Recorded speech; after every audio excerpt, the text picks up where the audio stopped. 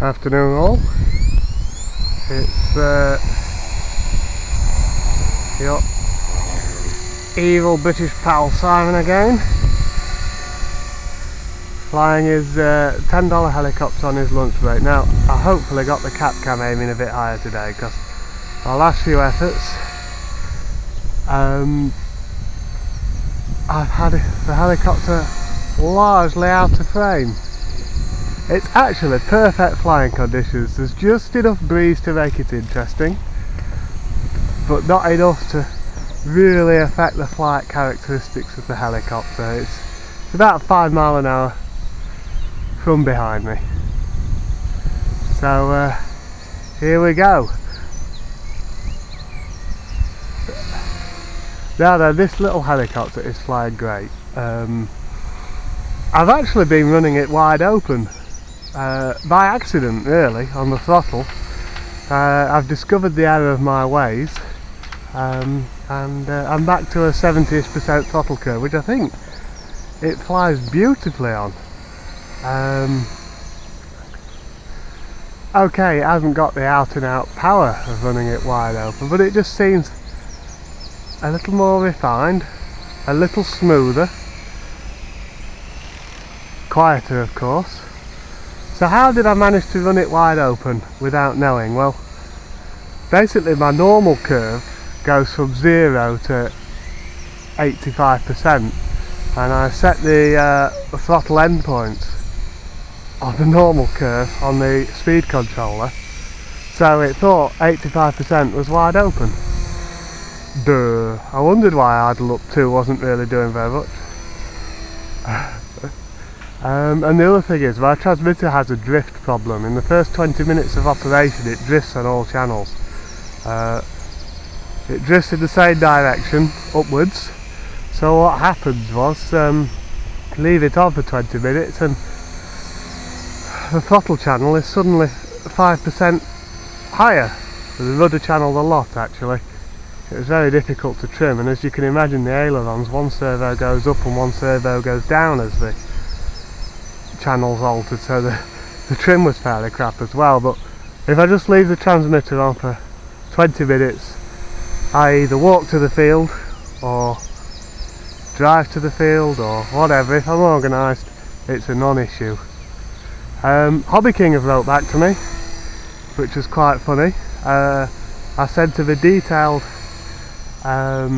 letter about what the problem was, and they wrote back saying customer service cannot deal with technical inquiries, please post on our forum. So I wrote back saying I have posted on the forum and RC groups, this is what we think, here you go. They wrote back saying it's faulty, please return it. Now do I want to do that? I think I can put up with a 20-minute wait for the channels to stabilise. Reading the forums, it does appear that I've just been unlucky. I think it's a voltage regulator generated too much heat. So I don't know what to do. I might write to them and see if I could compromise and see if they'll let me buy a new one, get it shipped over, and then I'll return the faulty one, and when they're happy they've got the return, refund the new purchase. I don't think they do things like that, it's a bit too difficult for them, but we'll have a go.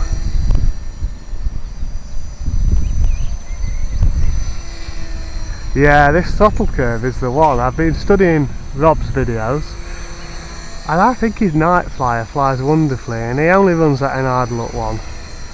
Alright, you probably need an idle up 2 for the stunts, but for just regular sport flying, a slightly tempered throttle curve looks nice. This is the Assam Gyro, the GA250. I really cannot decide what to do with it. In my opinion, it is slightly inferior to the Hobby King 41B. It has its strengths, but it has some annoying little idiosyncrasies, let's say, that it's mainly the bounce and it's not so smooth in slow backyard fish tanking. It's great in this sort of flight though, you can't argue with this, can you?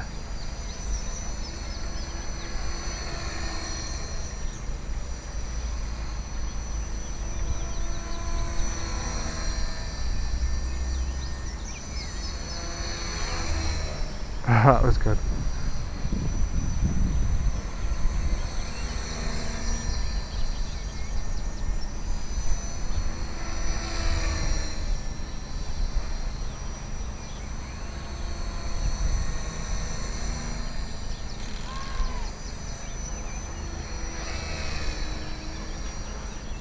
That was going at a fair lick at the bottom of its swoop. Right, I guess we're out of time.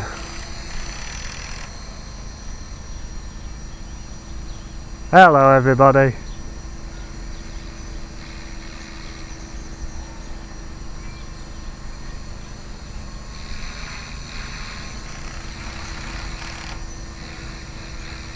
Nosing takes some concentration with this helicopter.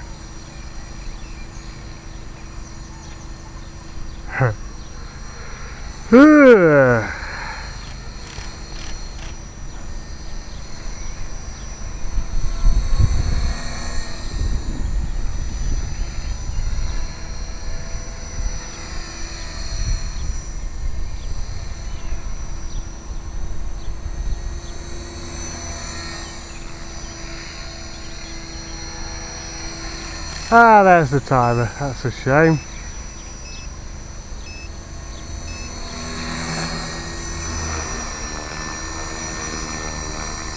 Don't land on the case, I thought about it. There we go then.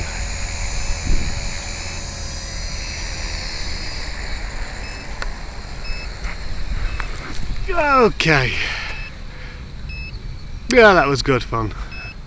Thanks for watching all and listening to my blather. Bye for now.